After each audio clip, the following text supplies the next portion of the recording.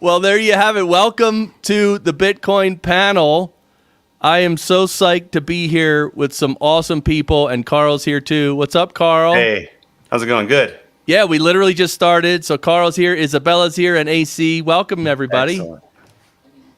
So we're just going to have about a 1 hour chat and about Bitcoin, about the news this week, about various things. So this is just kind of like a hangout, and we really enjoy it. So hopefully you're watching, and hopefully you can subscribe and follow the channel and all that stuff. But let's do quick introductions. I used to see, I've been podcasting for so long. At first, I always did like proper introductions, and then I got to a point when I thought it was cool to just jump right in, and then like in the middle do introductions. But let's do it up front. AC, why don't you start, man? Who are you, and what do you do? Actually, I'm going to defer and say ladies first. Okay. Oh, you know what? Wow. It's International Women's Day. That is true. At least you have a woman on the show. So Isabella. Well, thank you. I'm Isabella Santos. I am the TV host for Bitcoin Backstage. I just recently also co-founded the company called Get Based, which is like a production company. And I moved to Isla Mujeres, to Orange Pill and Island. So that's me. Wait, where is that? It's in Cancun. Oh. Yeah, it's off the coast. So you land in Cancun, you drive to the ferry station, and then you take a ferry to Isla Mujeres. It's right next to Cozumel. The thing is, I recently did a documentary for Motive. I don't know if you guys have heard of Motive Peru. They are this organization that they focus on using Bitcoin as a tool for freedom. So they teach humans and people that have been neglected by the government to utilize Bitcoin and escape their current situations and have complete freedom of their finances.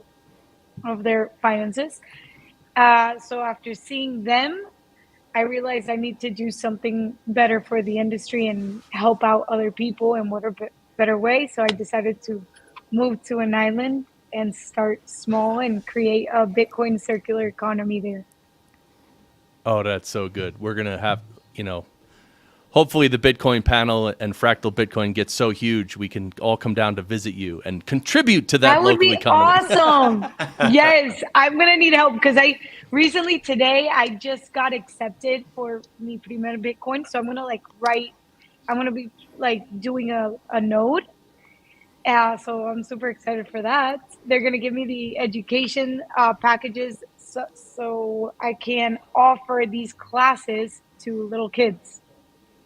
Oh, that is so good. I just covered a news story about in El Salvador. They're showing the kids opening up Start9 servers and all this. Yeah. And I'm like, nice. There's almost nothing that makes me happier than that, right? No, come on. You have to start with the kids. That's what Coca-Cola did. They started giving out free Coca-Cola to the children, and now everybody's drinking Coca-Cola. We got to tackle the next generation because the baby boomers are very hard to convince. Not even convince, but they're very stubborn. And they're not going to see Bitcoin as a form of money because they've been using the dollar, and they don't realize that the end of the dollar is coming soon.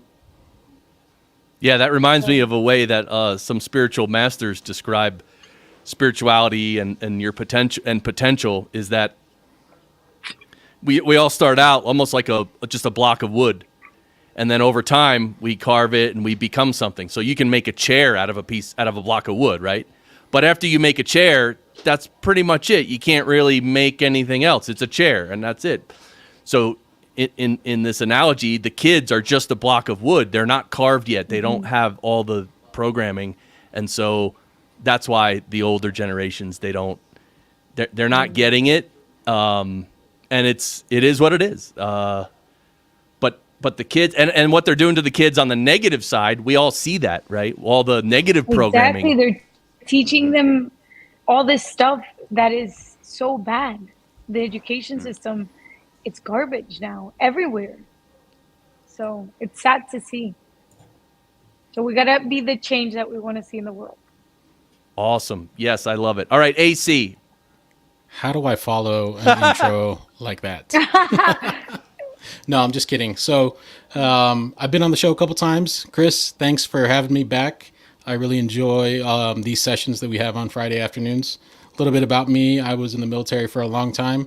Started Bitcoining in stealth mode way back when while I was still in uniform. During my journey down the Bitcoin rabbit hole, I started to really see what was wrong in the world. And really, I wouldn't have seen it through that lens without Bitcoin. So after leaving the military, I've really started to focus my time and my effort and really my passion in Bitcoin. And that's where I am now, trying to spread the word, whether it's on social media, person to person, virtually online. It's my passion, and that's what I continue to do and want to do for the foreseeable future. That's awesome, man. Yeah, you bring so much knowledge and experience to this panel and any place you go. It's really, really great to have you here as well. And Carl's here too from Studio BTC. Oh yeah, baby. Hey, how's it going? Yeah, good. Yeah.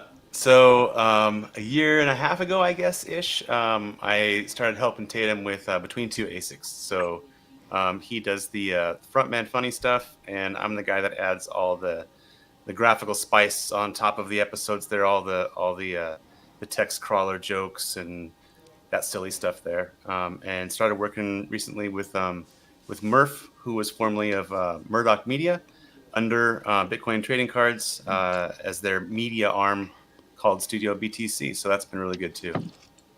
Yeah. That's awesome. And I thought of an idea for Tatum to come back on the show. Because I invited him today, but he was busy. But Yeah. I want to tell him that even if he's busy or even just any time, I thought of it almost like a comedy sketch. Like he can just come into the stream in the middle and just pretend like he was trying to call customer service somewhere and just like some weird, and then just after 30 seconds or a minute of being funny, just drop off and he's gone. So anyway, Gotta be on brand. It'll be on brand for him, and I think it would be so funny. What is this? Satoshi's Legacy says Bitcoin trading cards. You have to come. That's me. Oh, wait, the trading. I was telling Yeah. to the Go ahead. Bitcoin trading cards. I was gonna say it's the best way to teach the kids Yeah. through the cards. good. So it's Yeah. is it almost like Pokemon cards or something? Or They're really similar? cool. They're well, trading cards are actually, I didn't know this, but I was with Julian and he does content for them. Julian is my business partner. And we were recording over in Madeira, handing out the Bitcoin trading cards to people. And they are, yeah, like you said, like the Bitcoin Pokemon cards, like the Mount Gox. They are just cards and you can learn about Bitcoin. It has, I don't know, a picture of the banking system and it explains in the back why the banking system is so corrupt. Or FOMO, what does FOMO mean? And you can verify the number of the card and how many there are out there. And there's people that actually collect them. We got the Michael Saylor card. We ended up giving it to him and it was actually framed. Yeah, and there's only 1 out of 500. And there's very rare cards and obviously the not rare cards. So I guess the more rare cards you have, the more that they're worth. And if I'm not mistaken, the Bitcoin trading cards, they started 2 years ago and it's been booming. Yeah, that's Chris, awesome. you will probably see them over at BitBlock Boom this year. sure. They were there last year, and I tell you, the crowd around them interested in the cards. I was talking to people, and they're like, I'm buying these for my kids. My son is really into Pokemon, and I'm going to try to orange pill him, even though he's 12 years old. And so I think it's a super great approach to take to educating, that next generation of, what real and what sound money and what hard money really looks like. So that's awesome. Yeah, it almost reminded me of flashcards because you could almost quiz each other on it. Like, all right, like you said, Mount Gox, what was that? And then, yeah, that's pretty cool. It's funny you say that. We were in a meeting just today, and I was telling Aladdin, who's the founder of Bitcoin Traded Cards, we should release this as a flashcard app, because flashcard apps, you've got the front and the Mm. back, and then you can keep track of which cards you have and which cards you don't. And so that's going to be coming pretty soon too. A good educational piece, just to be able to grab it and look and learn about all, what Mt. Gox is and the halving and all those things, and who some of the heroes of Bitcoin are, Hal Finney, and it's tremendously educational. It's real, and it's fun too. So it's a great way to orange pill people. In fact, they've got an orange pill pack. But yeah, it's a really fun group to be a part of. What's up, Johnny B? Let's go. Yeah, and it reminds me, I had my granddaughter was making some art pieces, and I just, took a picture of it. She's 7, and I put it up on Nostr, and I said, hey, my granddaughter did this, and a bunch of people zapped her Satoshi. So now over about a year, I've posted maybe 4 or 5 of her pieces, and people zapped it, and she's, earned about 600 Satoshis, and like every other time I see her, she's like, how many Satoshis did I earn? But she's too young. I can't get her like a wallet yet or anything. She's just too young. But anyway, You're never too young to have I guess Bitcoin. that's true. You could set up her own cold card and just gift it to her when she can use it. Well, yeah, we're doing that with my nieces and nephews who were like 10 and 12. For their birthdays, once they turn, like now for their birthday, if they don't already have a hardware wallet, we're giving them a hardware wallet, not making them set it up, but having them set it up with their dad, then sending me the wallet address, and then I send them some Bitcoin, and then they verify that they received it. I think, yeah, Nice. that's pretty cool. So let's get into like the news, like what's been happening. Isabella, how you been feeling the last couple days? We all-time high, then we dropped, and then to this morning all-time high. How you feeling? I'm feeling overwhelmed. Every time I see the all-time high, I just want to keep stacking because I feel like I haven't stacked enough and that I'm never going to see it this low again. It actually gives me so much anxiety. I had this morning, I went for a walk, and when I got back, I had like 5 missed calls from my mom, my dad, my brother, my friend. They're like, yo, it's 70K. And I'm like, what do you want me to do? I have no idea. And they're all like, yeah, we should have listened to you. Because the thing is, I've been telling my family from like a long time ago. I'm like, guys, we're never going to see Bitcoin this low again. Especially last year, if I'm not mistaken, it was like at 19K. And I was like, this is unheard of. Or is it? I don't even know. We're in 2024. It was in 2022 that it was in like 19K, right? Yeah, like 15 But something. It bottomed. Yeah. Yeah, 15. Yeah. Wow. What about you guys? I think I remember you, Isabella, seeing a video of you interviewing Michael Saylor a while back. And I always think about it whenever we hit all-time highs. I think about one of his, most famous quotes, and it's going to be, he's going to always buy the top.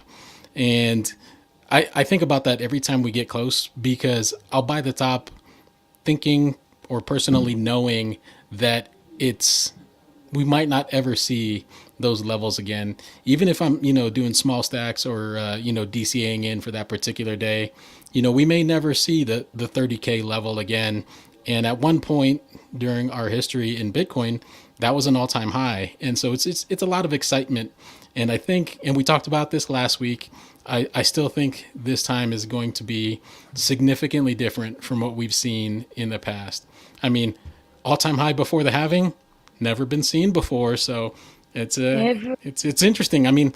I think buckle up. It's going to be a wild ride. I think this year is very unpredictable though, because having the ETFs being approved and then we have the halving happen, it's just all the calculations and the speculations that people have been doing and looking at the graphs and saying it's going to dip before the halving and then it's going to rise and then it's going to dip again. I don't think that's going to play into the cards here, because I was watching Simply Bitcoin and they were talking about how BlackRock, I don't remember what they were saying, but the gist of it was that people are waking up and they're realizing that they're not trusting these institutions anymore. They're looking for hope, and Bitcoin is that hope. If you have BlackRock that they don't believe in the US dollar anymore, the normal people are like, then we shouldn't either. Yeah, no, and I think you're 100% right. It's going to be so different with BlackRock in the game. Like over the past week, they've got 2 new applications to the SEC to add Bitcoin exposure to one of their insurance funds, and then their I forget, it's like a general allocation fund. And so really, what that tells me is everybody who owns those particular funds, if those get approved, more and more people are going to own Bitcoin and not even know it. They're going to have exposure to the asset. Granted, it's going to be, paper wrapped fiat in an ETF or something similar, but they will own Bitcoin. They will be part of that network. And some of those people are probably going to be against Bitcoin and anti-Bitcoin, but little do they know that they're going to be a part of the system and part of the revolution of the monetary system. Yeah, Johnny B says, we need a dip. I'm just starting. Carl, what would you say to Johnny B? I tweeted yesterday, I said, new Bitcoin all-time high today. I stacked, I hodled, 1 BTC equals 1 BTC, therefore, new personal all-time high. So, I mean, it's as long as you are adding to your stack and not selling, like increasing it just a little bit, you're winning. You're going to get there.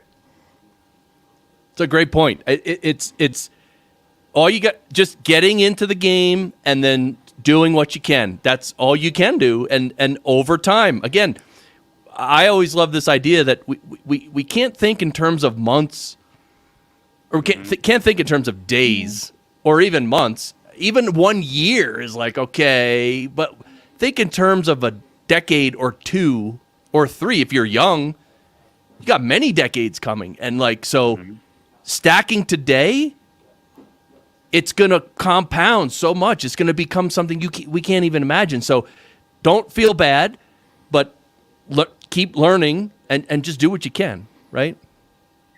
But do you guys think we're going to live to see hyper-Bitcoinization? That is a great question. I've had this conversation with a couple folks in the past, and really what I think is there needs to be a catalyst. If we want to see it in our lifetimes, there's got to be a catalyst for it. I think eventually it's going to happen, but if we want accelerated hyper-Bitcoinization, there's got to be a catalyst. What that looks like, we've got the fund. What is it? The bank trust fund program, the BTFP, which is getting ready to expire in the U.S. here on the 11th of March. And really, that exists to backstop banks after Silvergate and SVB and Signature Bank closed. So what happens when that ends?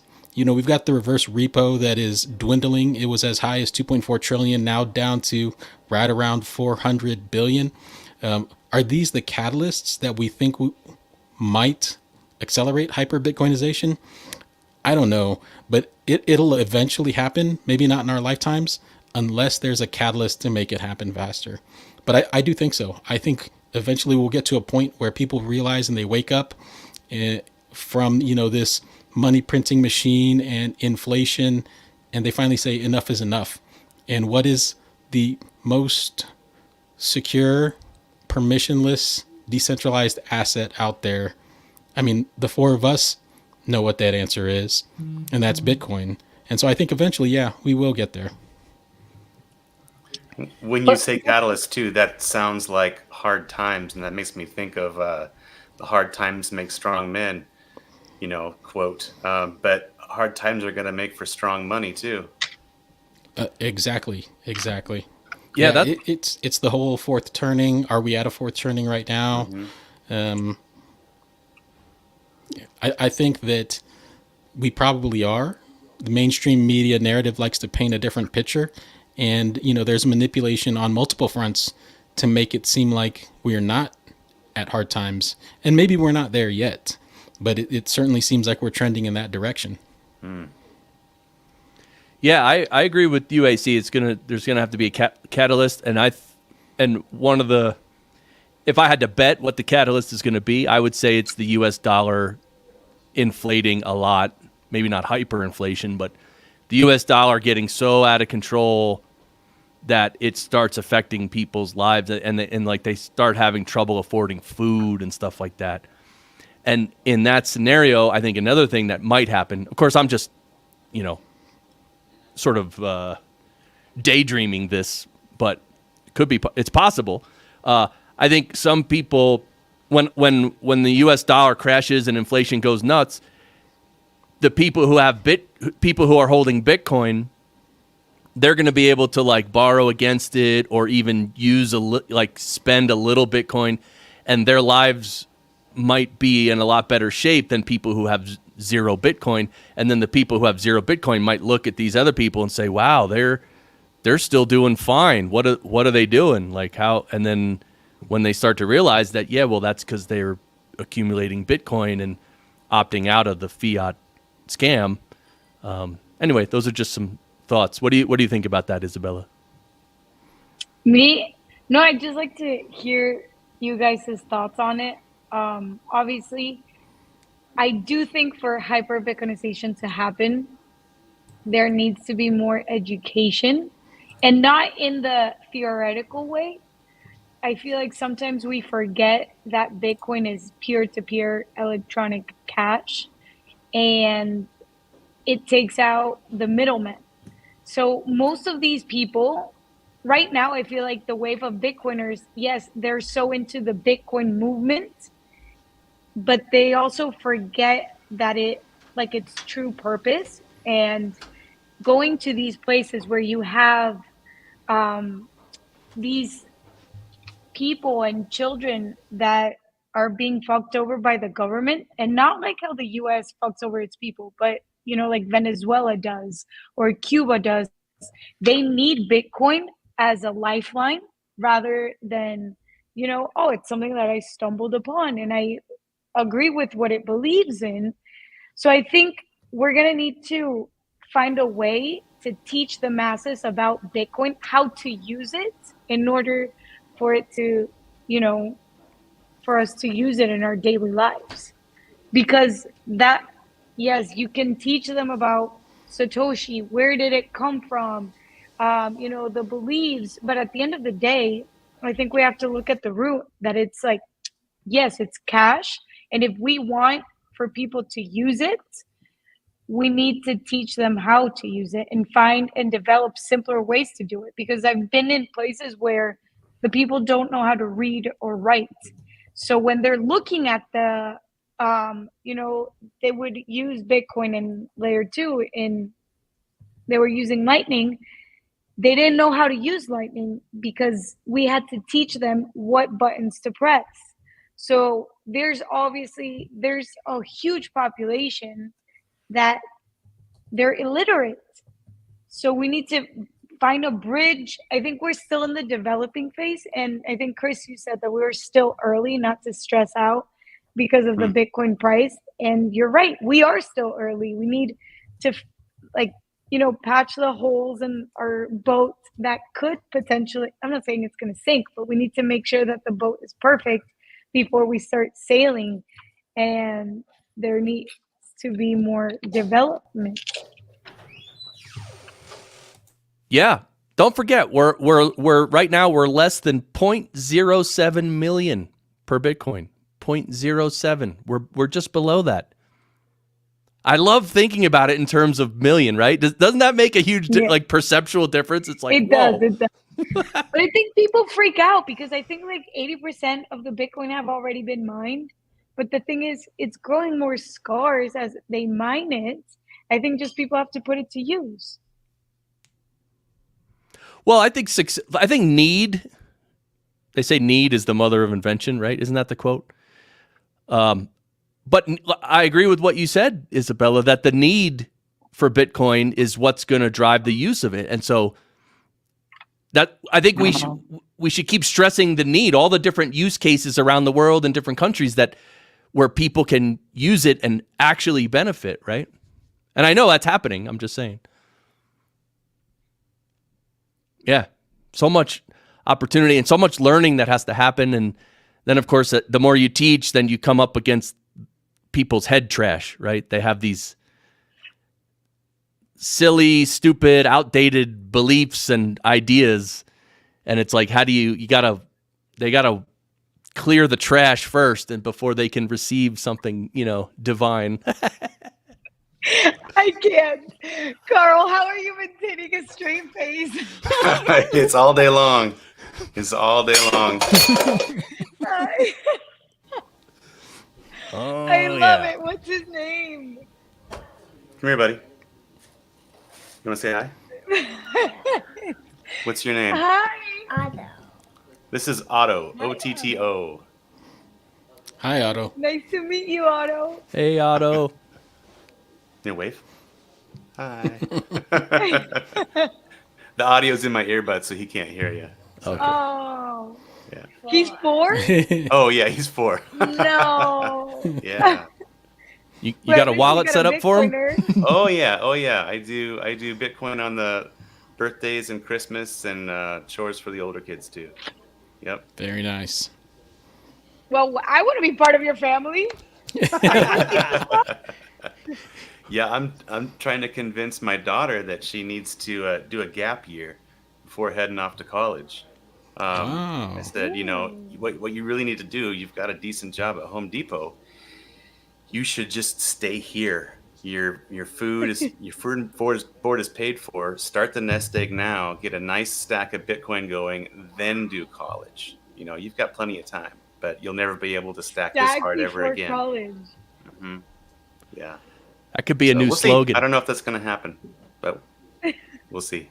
Stack before college. Yeah. But in college, you get pretty good memories, though. You do. But 1 year later, it'll be there. That is true. Have you pointed her towards the stuff that Ellah Huff is doing over at Cornell? That's a great point. I haven't. Yeah. Yeah. I'll have to.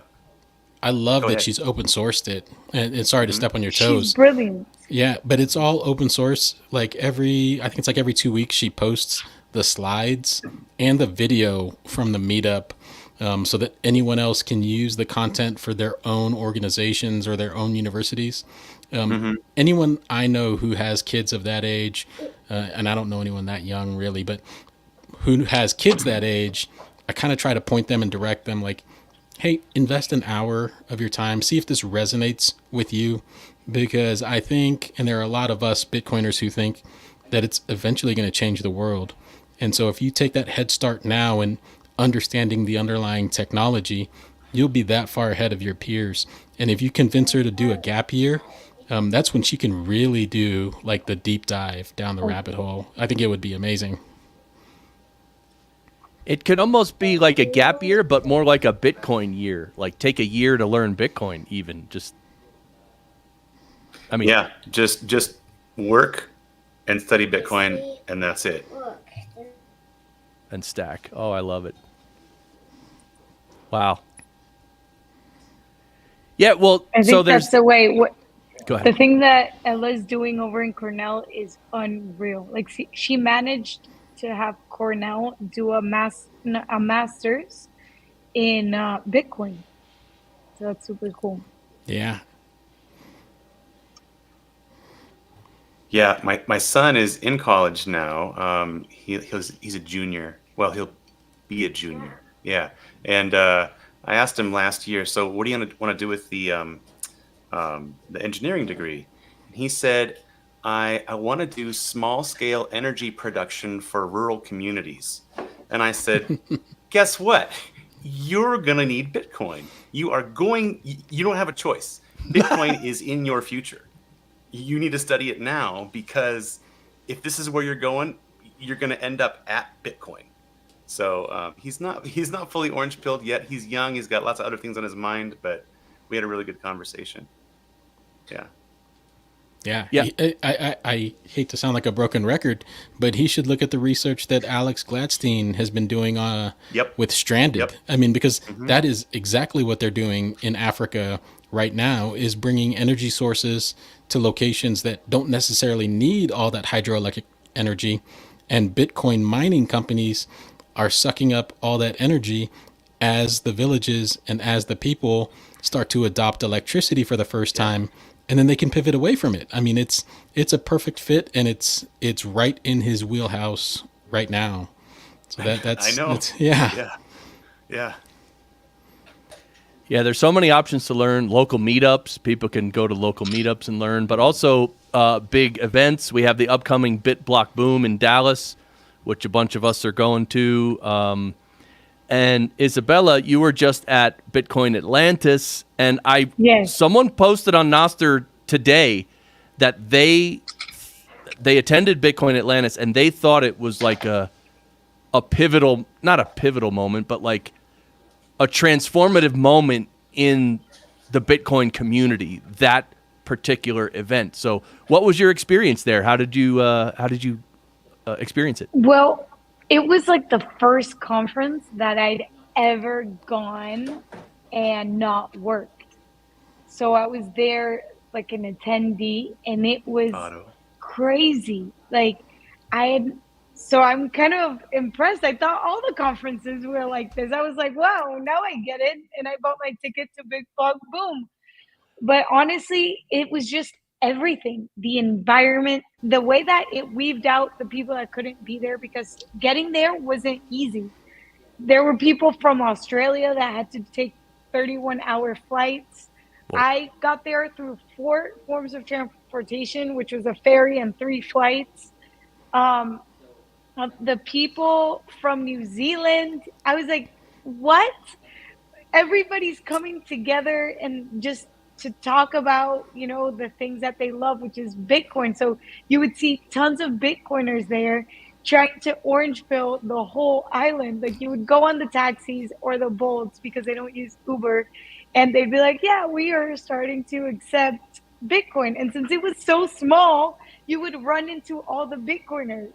So it was like your own little Bitcoin bubble. I remember the first day we went on a hike and we ran into John Donahue. He's from Mi Primer Bitcoin. And I was like, what a small world. And you felt it there. So I don't know. Did you guys go too, or? No, No? sadly I didn't. I really, really wanted to, but I had to attend virtually, watching all the videos. And I can only imagine, how hyped up I was watching the videos, how much better it would have been in person. Like Jack Mahler's, his whole time, energy. I'm not going to lie. Like, That was most good. videos I watch at like 1.5 speed, but he was so deep. And he was talking so fast too, but he was so deep on Bitcoin that I actually watched it at 1x speed. And yeah, the energy in the stadium, I wish I could have been there. It looked phenomenal. It was good. It was small. And it had the right type of people. Yeah. When I saw the list of speakers, I was like, what? They're all going? I didn't think they were all going to go. I actually thought they were going to pull what they did in BitBlock Boom last year, when they're like, oh, JFK is going to be here, but he was there virtually. I thought that's what they were going to do. I was like, there's no way you're going to have Michael Saylor, both Jacks, Lynn Alden, Natalie Brunell, all up there, like Jeff Booth, like Preston all these Pish, people, yeah. Preston Pish, McCormick, all these people that you're like, you see on Twitter, you would see them walking around and you're like, what is this? Yeah, super jealous. That's what I thought about Michael Saylor. Like, because again, I thought he was going to join virtually, and then I started seeing pictures of he was there. I was like, wait, he's there? And that's when I really felt the FOMO, the later FOMO. The FOMO. Michael Saylor does that. It's not really FOMO though. It's more, what would you call it?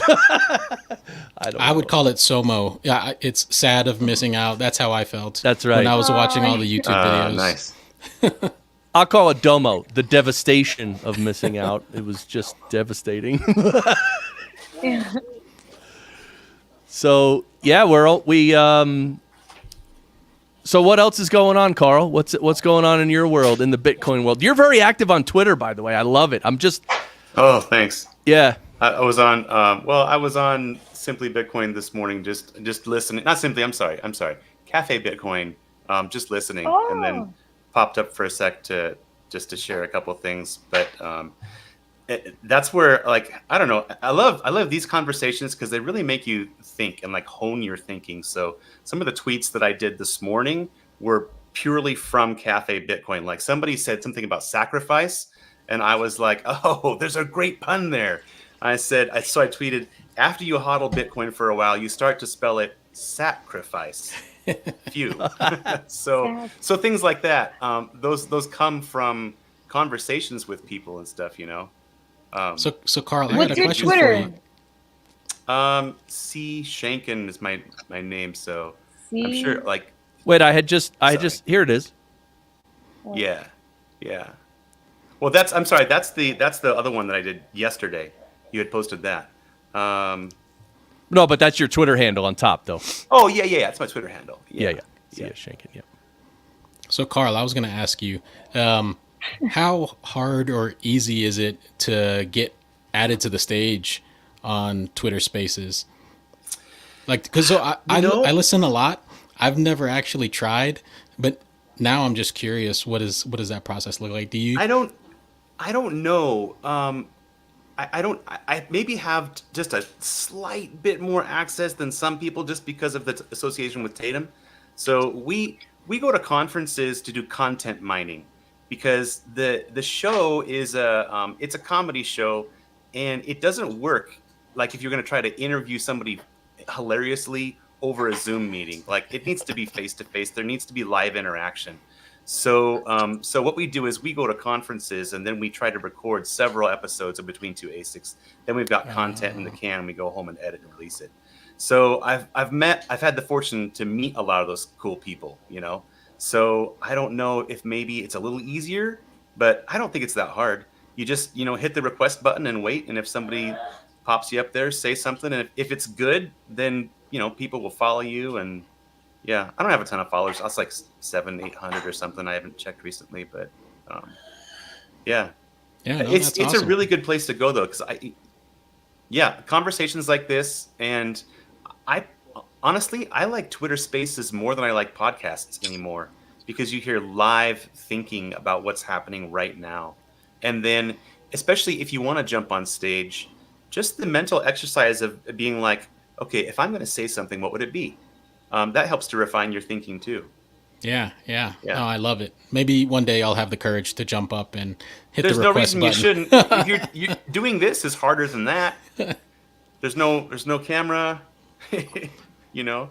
Yeah, one day maybe. Yeah. So I want to ask you guys a question, because this week I had someone who. Okay, so I do a daily Bitcoin news video, right? In the channel's Fractal Bitcoin. Anyway, it's a 10, 12, 15-minute video, just news topics, right? But I often cover like some fiat nonsense, some government nonsense, right? And I only do that for context, right? Because Bitcoin solves all those problems, right? Like it's like we were talking about earlier, if you could show someone how their current system is completely effing them, then they'll be more open to the alternative, right? So on my show, I talk about just these egregious examples of corruption and stupidity and authoritarianism. And I had a guy who commented on one of my videos, and he's like, you're not talking about Bitcoin. And I was like, I'm going to take this opportunity to explain that it's a matter of context. And so how involved are you guys in like the regular news in terms of fiat and governments in terms of context? Do you follow it at all, or are you just completely narrowly focused on Bitcoin? Isabella, why don't we start with you? Well, I think even if you're into Bitcoin, you need to have a well understanding of what's going on around everywhere.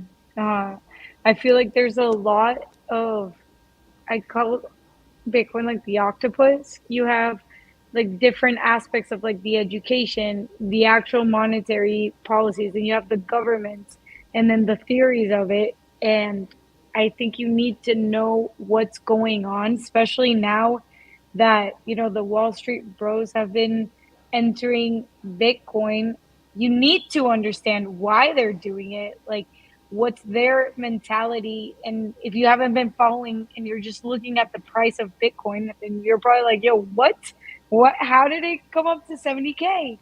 And the thing is, everything's connected in life, it's just what it is. Right. Makes sense. Yeah, I think it's similar to the price, watching the price of Bitcoin. After a while, you don't watch the price anymore because the price doesn't matter nearly as much as everything else.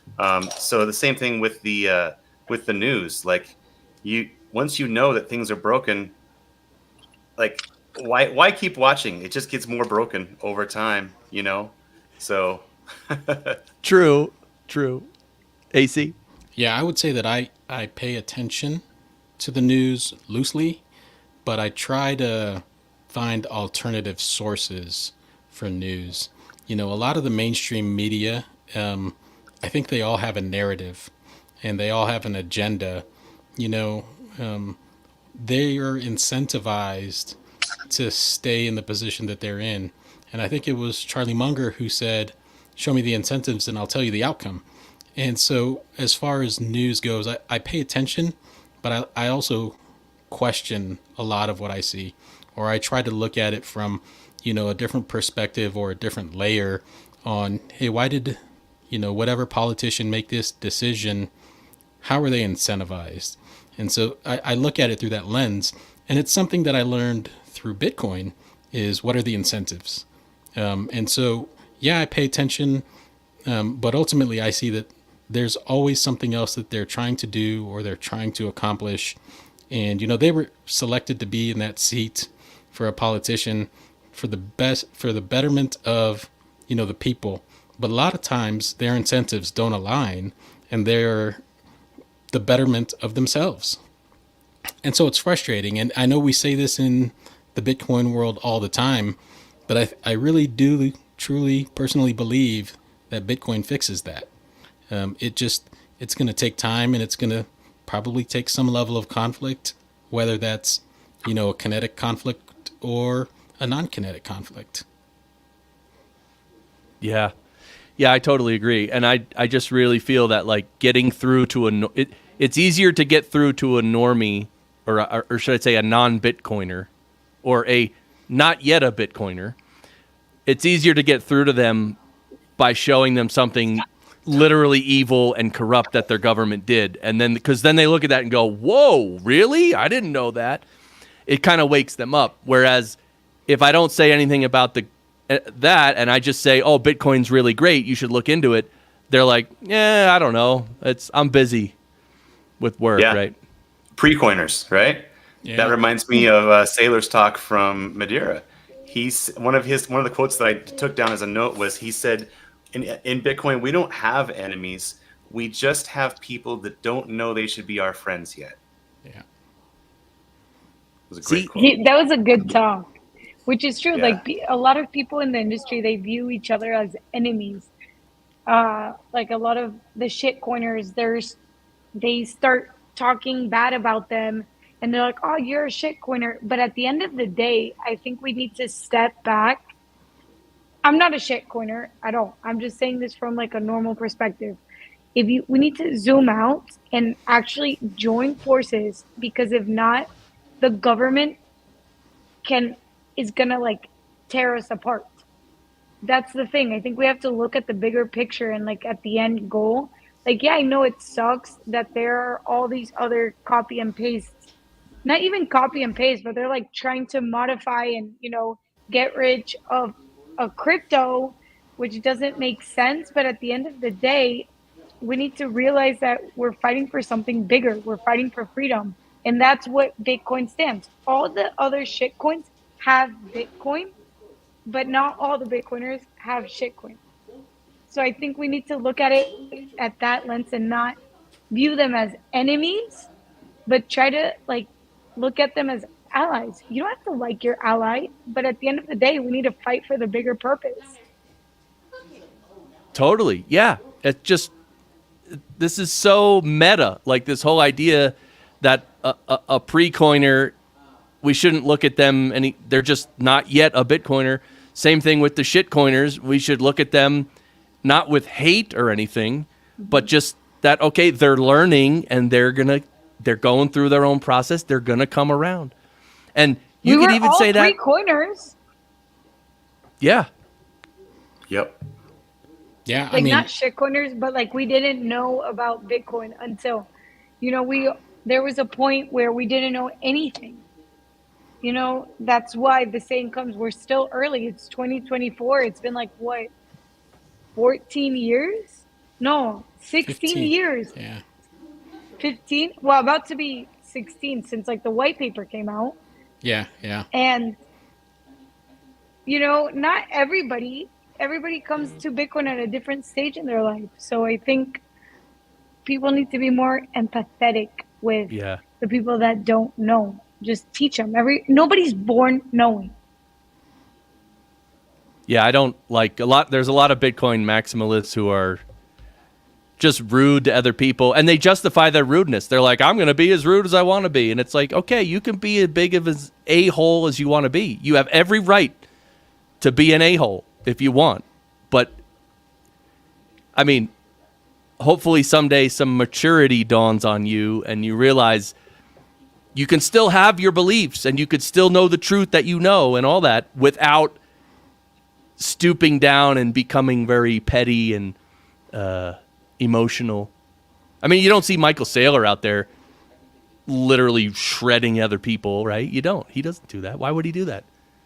I've been thinking about Matt Odell's statement, stay humble and stack sats, recently.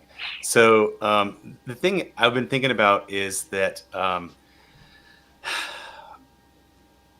you meet so many nice people in Bitcoin. And why is that? Why are there so many nice people in Bitcoin? And I think that it might have to do with the fact that to be this early, and we are still early, you have to be curious to get into it. And to be curious, you have to be humble enough to say, I might be wrong about what I thought I knew. You have to be able to shed what you thought you knew, and that requires humility. So we all had to have some kind of humility in the form of curiosity to get here. And that's why the saying is stay humble. Like, you had to have some kind of humility to get here. Stay humble and then stack sats. Yeah. That is very true. And not many people like to admit they were wrong. Mm-hmm. Yeah. No, I love that. And I think we talked about it before. And that's why I like, the name of the company, Ego Death, because I think, the death of one's ego is required at some point during the Bitcoin journey to be able to, challenge your own personal beliefs. And that's a part of your ego. And I also do like, Isabella, what you were talking about earlier with shitcoiners. I mean, part of my journey and that I've shared before in the past is I bought Bitcoin like most did in 2016, and you started chasing other things and bought Ethereum, shitcoined Ethereum, ERC20 tokens were all the hype. I did all that. And eventually I got burned bad, like just about everyone else during that time. And went to the drawing board and really started to study Bitcoin and Bitcoin only. And what I found is others who did the same thing, they were Ethereum maxis before or whatever. It's all okay. People make the decisions and that's their choice with their money. I'm not going to fight them over that. But I found that a lot of times people like who were big advocates of Ethereum or Solana or whatever, once they start to really study Bitcoin and invest the hours, they become some of the biggest maxis I know. And so I think it's a part of the journey. And I'm not here to say that all other projects are wrong, but I think that for what Bitcoin is trying to do and is currently doing, it is the best solution to fix the monetary and the fiscal problems of the world. The other projects there are tackling other things, and I think that's great. I think there's potential there. But I don't think any of the other projects are fixing what Bitcoin is fixing.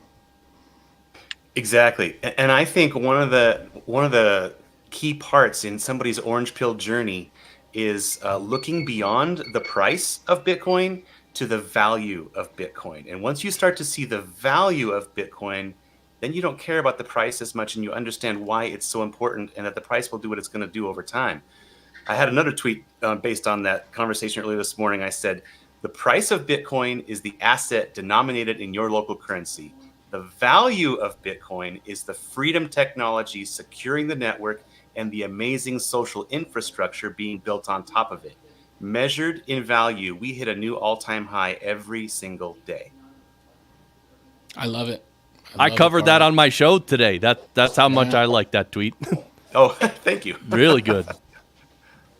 And by the way, it helps that the price is just going to go up forever, as Michael Saylor says, because if the price wasn't going to go up forever, then the whole dynamic of Bitcoin changes. But it's because of what it is and how it works that it will rise in value basically forever, that we can ignore the price, right? That fact allows us to ignore the price. I don't. Exactly. Does that make it? Do you agree with that? I mean, I do. Okay. Yeah. When you know that, like, the amazing work of Alex Gladstein and other people like that, and what Bitcoin is doing to bring people up, around the world, then you realize it's not a speculative meme coin. It has value because of what's being built on it. It's not because we agree that, like, we trade this thing and I want it more than you do and I pay more, and it's not. But all that buy-sell action, that's real and that's important. But, I'm gone. Lucy, was that you? no, you're here. No, you're still good. You're still good. Shoot. Yeah. We Okay, can see. sorry. We can see and hear you. My window just minimized. I thought somebody okay. kicked the cord. So Yeah. The value becomes the most important thing. I forgot where I was. yeah. No. That could be the greatest point ever. I want to ask each of you guys, if I could help you do one thing or achieve one thing in the Bitcoin space, what would it be? And I'm talking about me and all the listeners right now. If we could help you with something, because, as an entrepreneur, as someone who has my own show and I'm trying to make a living doing my own show, quite often I feel like I need help and I don't know who to ask for help, right? So I think part of getting help is the other side of the coin is helping others. So let's talk about it. So Isabella, what can I help you with? What can all the listeners help you with? What are you looking to do in the near future? Well, one of my biggest projects right now is the Bitcoin island. It's called BTC Isla, or Satoshi's Legacy. So the idea is to orange pill the island. So if there's any people that want to come and teach, or they can teach virtually, or have any teaching experience that can teach me how to do it, that would be perfect. And also, I don't know if you're a company in the Bitcoin space and is looking for someone to create videos, reach out to me. I have co-founded Get Based, so we dedicate our time to create content to help other Bitcoin companies, spread their message. That's awesome. Get Based, right? Okay. Yes. You're going to have to, after the show, definitely send me all the links, Isabella, please, and I'll post them in the show notes and all that. But Carl, that's in a way tangential to what Studio BTC is doing, right? Because you guys are producing content for Bitcoiners and stuff, right? Oh, he can't hear? Okay. We're experiencing technical difficulties. That's okay. Yeah, your mic is muted, Carl. So let's move to you, AC. If I can help you, and if all the listeners can help you with one thing, what would it be? Yeah, I would just say that is continue to share your story. I've been in Bitcoin. I started off in shitcoin. I started shitcoining, let's say, in 2016, and I really didn't come out of stealth mode until 2023. My close friends and family knew that I was a Bitcoiner, and I feel like I missed out on years of interacting and meeting Bitcoiners virtually or in real life. And it wasn't until I was at BitBlock Boom last year, first actual Bitcoin only conference, and it was an amazing adventure, meeting people in real life, whether they were, somewhat pleb like me, or if they were, legends on social media and on YouTube. And so for all of your listeners, I would say the best thing we can do for each other is share our story and talk to people. Don't be afraid to step out of the light and let people know that you have a passion for something that fixes so many problems in the world. It was difficult for me to do, but I would have it no other way. And I think that people, if they took that challenge, they would find a lot of personal and professional fulfillment in, doing things in public under their own name. And so that's what I would say to the listeners is you can't be a lone wolf forever. So your Bitcoin journey doesn't have to be lonely. There are a ton of Bitcoiners out there, like we talked about earlier. They're some of the nicest people in the world, who are willing to, put their arm around you and teach you something that you didn't know, or they're willing to introduce you to people to help whatever it is you're trying to do in the Bitcoin space, just like what Isabella was saying. So share your story and do it in public. That's what I would say. Yeah, that's really good advice. But what I heard you say was that we should all go to Cancun to help Isabella teach. Yeah. That's what I heard. I don't know. Maybe that's, what I want to do. Maybe they coincide. So how about you, Carl? Can you hear us yet? Or can you unmute your mic? Yeah, we're getting close to the time to end. And we do end on time here. The first few Bitcoin panels, we went over a little, and then I realized, we should keep it to a tight hour, and that'll be great. So, Carl, are you there? I think I got it. Can you hear me now? You're here, yes. The audio is probably a little worse because the good mic got unplugged, but I'm back with it. It's okay, actually, yeah. Sorry. Yeah, so if I could help you with one thing and all the listeners could help you with one thing, what would it be? For me personally, there's a couple different projects I'm working on right now. Between Two ASICs is coming back online real soon, so watch that show. And Bitcoin trading cards, I've been working with that crew as well. Super neat bunch of people. Good orange pilling resource for your friends and family, especially younger ones or anybody who has been into collectible trading cards. Great information. So supporting those two projects helps me. So yeah. Sweet. Yeah, and make sure you send me the links for those. I think you might have sent one before, but sure, no problem. Yeah, no, this is great. So everyone watching the Bitcoin panel, if you have if you have questions and things like that, we have a locals community, and you can join our locals community. I definitely want to make sure you know about this. It's fractalbitcoin.locals.com. The link will be below. This is like our own private community where we can hang out and chat. Of course, I would like to do this in the Nostr ecosystem, but they don't really have... A lot of the apps on Nostr are not quite there yet, so which is kind of a bummer because Nostr is amazing. I'll include the Nostr links below. But I want to thank each of you for being here. This has been an amazing conversation. And what are the final words you would like to leave the audience with? That's what I would like to know. Isabella? Stay humble and stack sats. And we're still early. It doesn't matter. I saw that Johnny B was saying that he just started, that he needed a dip. Be patient. I actually joined in our all-time high back in 2021, and I've stuck through the whole bear market. So this bull run is super new to me, and I don't like it. I do like the bear market because everybody's nicer. You have true Bitcoiners out there. So, I like all types of people. So it's interesting to see where things are going. But I'm excited. So, yeah, stay humble and stack sats.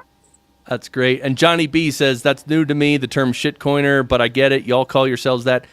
No, we don't call ourselves that. Shitcoiners are people who trade the altcoins and the meme coins and all that other stuff.